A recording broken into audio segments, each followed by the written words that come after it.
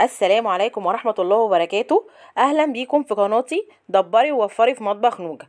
مش كل بقى حاجة أكل أكل أكل. قلنا النهاردة بقى نعمل مشروب لزوم بقى إيه الشتاء والدفا، وإحنا عارفين الشتاء يعني مشروبات سخنة. هنعمل إيه بقى مع بعض؟ هنعمل مع بعض السحلب. في ناس كتير دايما بيقولوا إن السحلب مش بيتظبط منهم، يا بيطلع تقيل يا بيطلع خفيف. إحنا النهاردة بأبسط طريقة هنعمل السحلب وهنظبطه بطريقة كويسة قوي مع بعض. هنبدأ مع بعض ونقول بسم الله الرحمن الرحيم ونشوف مع بعض هنعمل ايه. اول حاجة هنا انا بجيب الكسرولة بتاعتي. انت بقى على حسب ما انت بتعملي. انا هعمل كوبايتين من اللبن زي ما احنا شايفين. تمام تمام، انت بقى تعملي 3 تعملي 4 فتقدري ان انت تضاعفي الكمية بتاعتك. انا هعمل اهو قدامكم كوبايتين من اللبن. تمام. كوبايتين من اللبن دول يا جماعة كله بقى على البارد. انا هنزل على كل كوباية لبن فيهم بمعلقة سحلب هرم من اللي هي معلقة الرز. يبقى كل كوباية لبن بتاخد معلقة سحلب من اللي هي معلقة الرز مليانة كويس جدا. السحلب ده انا جايباه ايه يعني، في سمسم وفي زبيب وفي جوز هند وفي كل حاجة. السكر على حسب الرغبة. انا مش بحب الحاجة محلية قوي، فانت بقى على حسب ما انت عايزة. بتحبي محلي زودي سكر، ما بتحبيش براحتك. اللي هو المظبوط انا حطيت على كوبايتين اللبن دول 3 معالق من السكر اللي هم برضو بتوع الرز. يبقى كل كوباية لبن هتاخد معايا ايه، معلقة سحلب كبيرة اللي هي بتاعت الرز مليانة جدا على اخرها. تمام تمام. تقلبي بقى كله على البارد وتبدأي تولعي عليه النار هادية.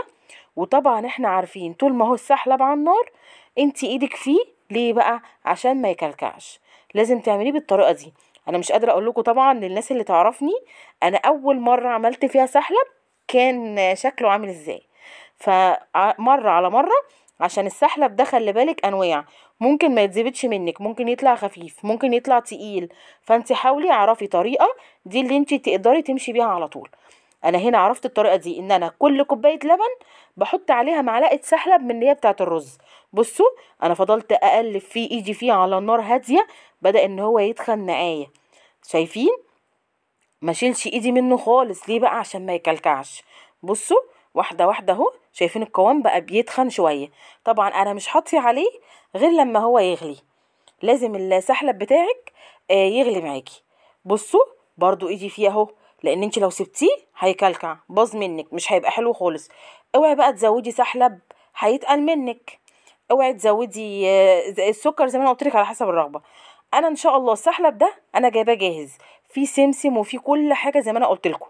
بس ان شاء الله ان شاء الله انا هعمل لكم ما هعمل معاكم السحلب البودر. يبقى السحلب عندك في البيت. هوريكم طريقه السحلب ذات نفسه تعملوها ازاي في البيت. يبقى انت يبقى عشان كل حاجه نبقى نقدر ايه ان احنا نعملها بطريقه اقتصاديه وموفره في البيت. بصوا اهو، انا زي ما انا قلت لكم بقلب فيه اهو، بدأ يغلي معايا زي ما احنا شايفين. بصوا من الجناب اهو، انا مهديه على النار. طبعا لازم يغلي. ليه؟ عشان اللبن يغلي. ما ينفعش اول ما تلاقيه كده تقل منك سنه تروحي طافيه عليه.